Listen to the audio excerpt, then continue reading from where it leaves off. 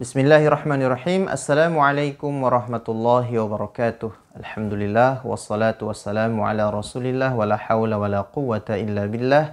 Asyhadu an la ilaha illallah wahdahu la syarikalah wa asyhadu anna Muhammadan abduhu wa rasuluh la nabiyya wala rasula ba'dah. Allahumma salli wa sallim wa barik ala sayyidina Muhammadin wa ala alihi wa ashabihi ajma'in, amma ba'd. Alhamdulillah, saudara-saudaraku kaum muslimin dan muslimat, para pecinta Al-Quran rahimakumullah. Atas izin Allah subhanahu wa ta'ala, kita berjumpa kembali dalam program Grand MBA, Gerakan Dakwah Mengajar dan Belajar Al-Quran, yang disiarkan melalui channel Majelis Al-Quran Hidayatullah. Alhamdulillah, pada pertemuan sebelumnya kita telah membahas tentang cara merasakan ukuran satu harokat. Satu harokat adalah satu tempo yang kita perlukan untuk membaca satu kali huruf hijaiyah dengan sempurna, baik itu dengan harokat fathah, dhammah maupun kasrah. Dan pada kesempatan ini kita akan membahas tentang bagaimana cara membaca panjang dalam Al-Quran. Panjang disebut juga dengan mad. Dalam ilmu tajwid disebut juga dengan mad. Bacaan panjang, bacaan mad. Ada beberapa jenis bacaan mad di dalam Al-Quran, dan jenis-jenis mad itu dapat dikelompokkan ke dalam dua kelompok. Yang pertama adalah mad asli, yang kedua adalah mad far'i. Dan pada kesempatan ini kita akan membahas tentang mad asli. Mad asli adalah mad yang dibaca dua harokat, disebut juga dengan mad tabi'i. Sebelum kita membahas tentang mad asli atau mad tabi'i, kita akan mengenal tanda-tandanya terlebih dahulu. Yang pertama adalah alif. Alif merupakan tanda mad untuk huruf yang berharokat fathah. Maka apabila ada huruf yang berharokat fathah, kemudian setelahnya ada alif, maka alif ini merupakan huruf mad atau tanda panjang bagi huruf tersebut. Huruf alif biasanya ditulis dengan alif besar atau alif mamdudah. Contoh dalam kata qala. Qaf fathah, kemudian setelahnya ada alif. Alifnya besar. Qala. Ini adalah alif. Alif mad, alif sebagai tanda panjang bagi huruf qaf yang berharokat fathah. Huruf alif bisa juga ditulis dengan alif kecil atau nampak juga seperti fathah tegak. Contoh di dalam kalimat al-alamin. Al-alamin, huruf ain fathah dibaca panjang dua harokat, tanda panjangnya adalah alif kecil atau fathah tegak. Nah, pada mushaf cetakan Timur Tengah, alif kecil ini letaknya di depan huruf ain. Tetapi pada mushaf cetakan Indonesia, huruf ain, tanda panjang untuk huruf ain atau alif kecil ini atau fathah tegak ini ditulis di atas huruf ain. Huruf alif bisa juga ditulis seperti huruf ya, tetapi bukan huruf ya. Huruf alif dalam bentuk ini disebut juga dengan alif al-maqsurah. Alif maqsurah.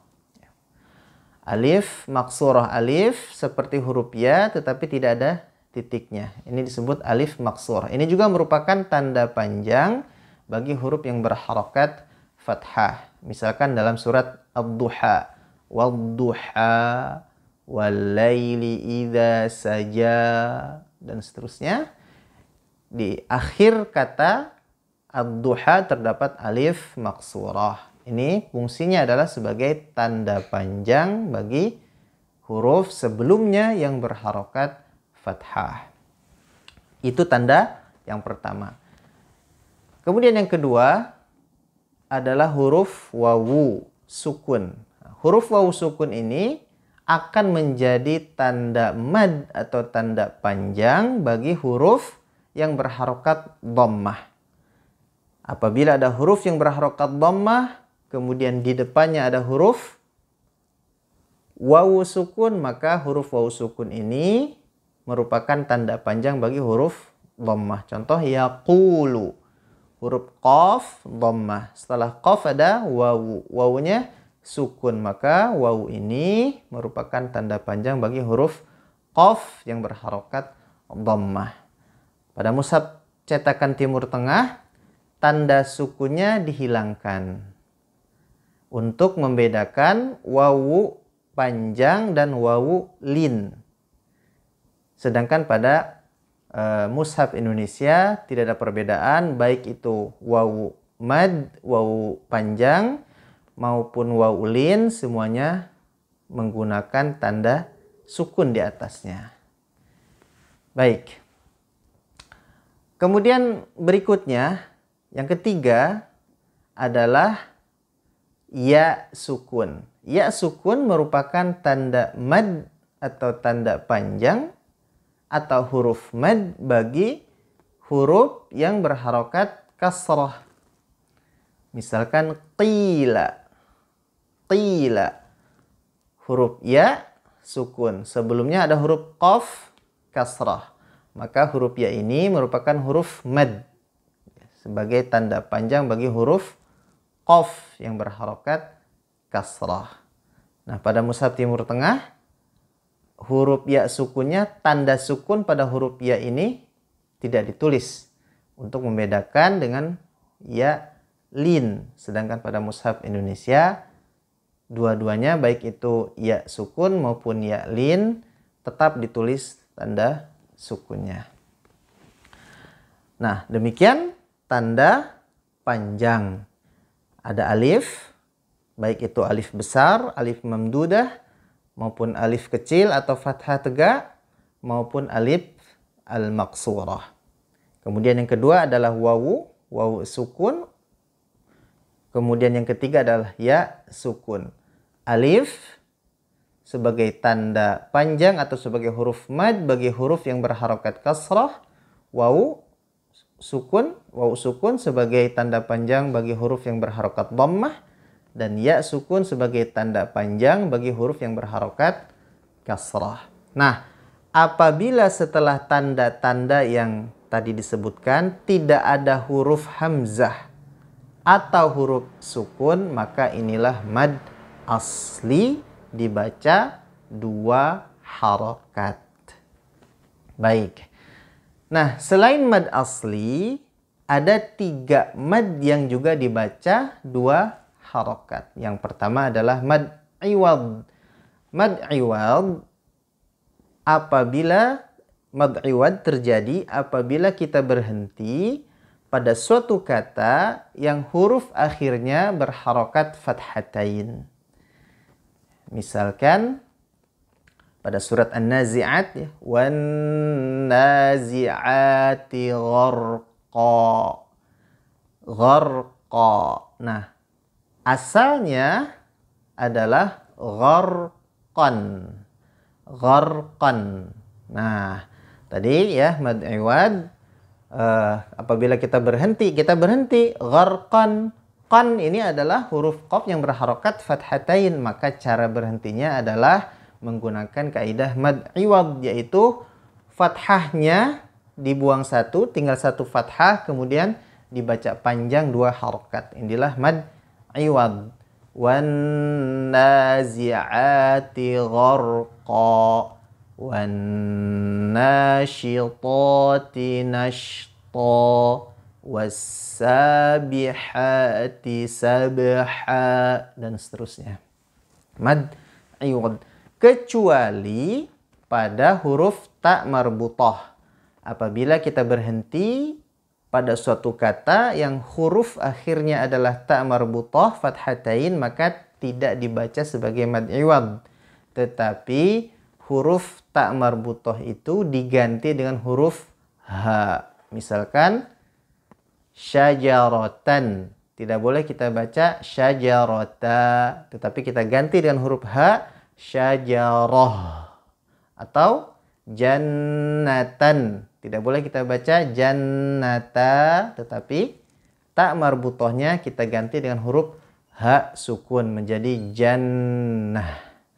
Demikian mad iwad.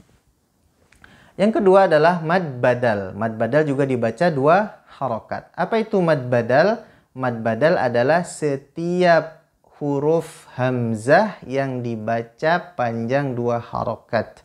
Baik itu fathah, dhammah maupun kasrah. Misalkan amanu, a hamzah 2 harokat panjangnya.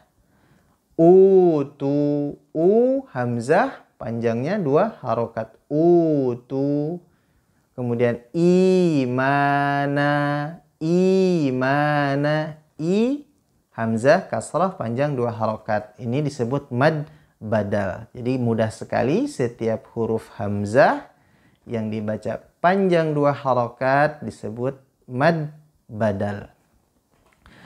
Nah, yang ketiga, mad yang dibaca panjang 2 harokat adalah mad silah sughra. Mad silah sughra adalah panjang 2 harokat yang terjadi pada huruf ha dhamir. Huruf ha dhamir lil ghaib al-mudzakkar, yaitu kata ganti ketiga tunggal mudzakkar, laki-laki, yaitu hu dan hi.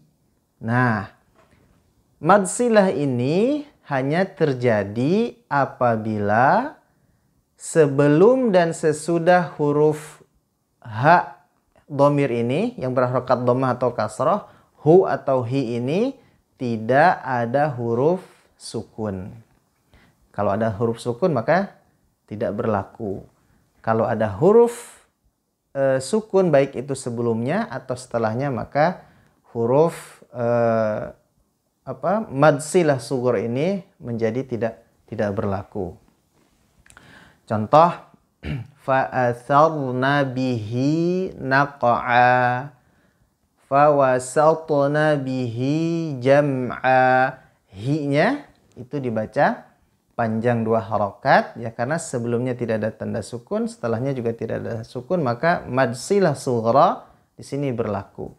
Tanda panjangnya kalau tadi kasrah ya, maka di depan huruf ha bagian bawah terdapat ya kecil, itu pada mushaf Timur Tengah. Sedangkan pada mushaf Indonesia, cetakan Indonesia, biasanya tanda panjangnya menggunakan kasrah berdiri di bawah huruf hi. Fa'atharna bihi naq'a. Hi ada kasrah tegak. Kalau di mushaf Timur Tengah, di depan huruf ha sebelah bawah ada huruf ya kecil. Fa'atharna bihi naq'a, fawasatna bihi jam'a. Maksudnya sama, menunjukkan mad silah sughra. Nah, pada huruf ha dhammah, hu, maka tanda panjangnya bagi mushaf cetakan Timur Tengah itu ada wawu kecil di depannya. Innahu kana tawwaba. Innahu, hu-nya, hu ini adalah mad silah sughra karena sebelumnya tidak ada huruf sukun, setelahnya juga tidak ada huruf sukun. Tanda panjangnya kalau di mushaf cetakan Timur Tengah adalah wawu kecil di depan bagian bawah huruf hu-nya itu. Kalau di mushaf Indonesia biasanya menggunakan dhammah terbalik seperti angka 6 di atas huruf hu-nya. Innahu kana tawwaba. Innahu, hu-nya dibaca panjang 2 harokat. Lahu mulkus samawati wal ard. Lahu, hu-nya juga dibaca panjang 2 harokat. Itu mad silah sughra.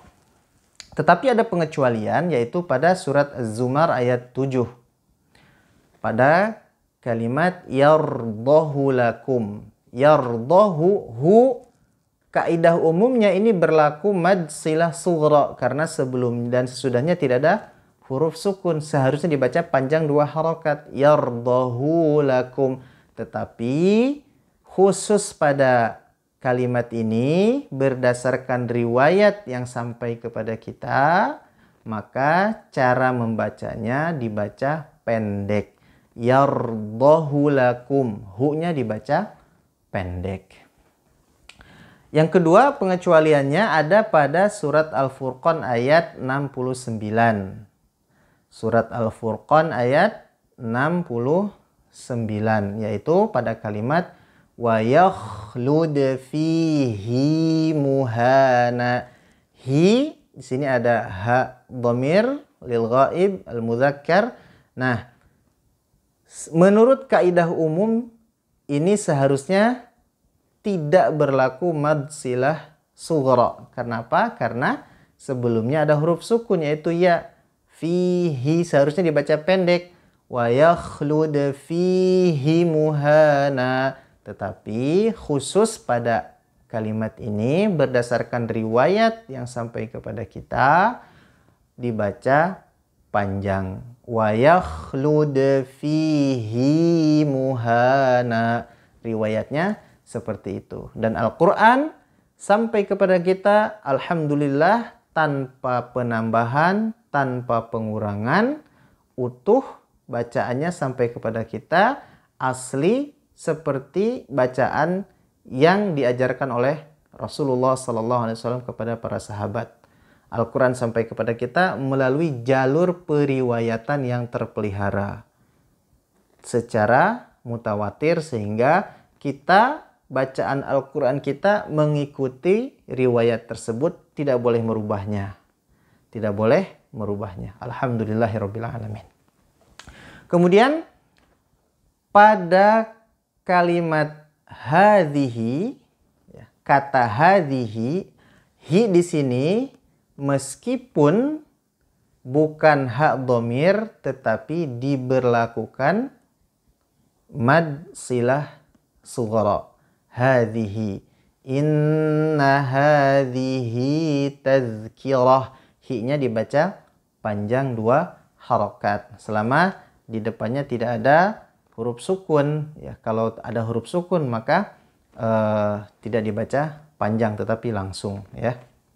Misalkan hadhihi syajarah, hadhihi syajarah, hi-nya langsung ke shin karena di depannya ada alif lam syamsiyah, langsung ke huruf shin. Inna hadhihi syajarah, ya.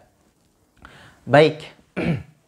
Alhamdulillah, semoga Allah Subhanahu wa taala memberikan taufik kepada kita sehingga kita lebih dekat lagi dengan Al-Qur'an, lebih baik lagi bacaannya sehingga Al-Qur'an betul-betul menjadi bagian yang tak terpisahkan dari hidup kita. Wabillahi taufiq wal hidayah.